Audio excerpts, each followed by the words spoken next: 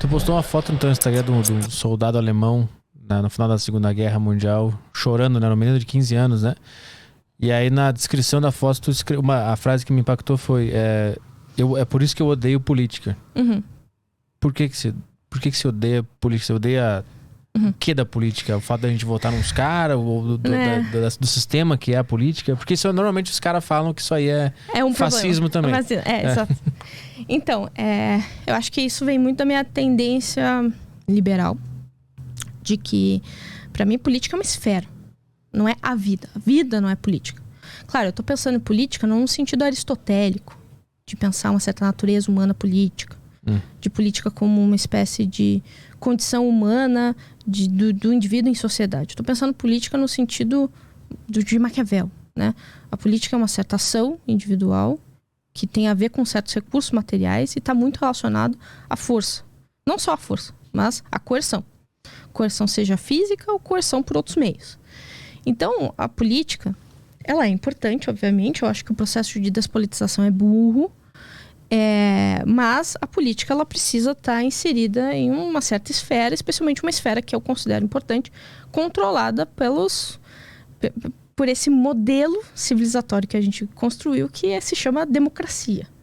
Principalmente, claro, eu sou partidário de uma democracia representativa, ou seja, existem eleições, legitimidade, que diferentes partidos, distribuídos num certo espectro, possam disputar e construir certas agendas políticas.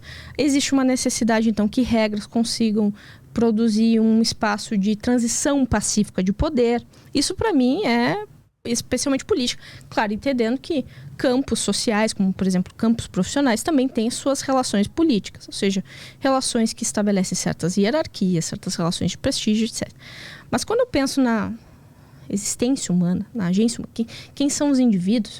Eu quero ver os indivíduos além da política. Eu quero ter amigos que não seja o critério político, não seja exatamente o critério. Eu considero que relações familiares estão acima da política. Claro que isso, se tem algum marxista nos vendo, Cara, tá babando agora, vomitando. Exato. Então, para mim, esses processos de politização, principalmente na vida privada, são processos de ascensão de autoritarismo, de violência, porque não existe conciliação permanente na política. Eu acho que existem outras formas de conciliação no afeto. É meio romântico isso que eu tô falando, né? Tá parecendo. Mas enfim, existem outras formas de conciliação. Se você traz a dinâmica que é usada entre partidos políticos para a sua vida privada, você vai brigar, vai morrer, vai bater, vai odiar. Acaba virando sectário. E eu acho que a gente é mais do que isso. Eu não quero que os interesses políticos e partidários determinem quem eu vou me relacionar. Ou que determine, ou que, por exemplo, me autorize a ser grosseira com um aluno. Uhum. Porque o aluno, sei lá, o aluno jovem de faculdade, sei lá, me provocou porque tem ali uma postura política diferente, eu tenho o direito de oprimi-lo.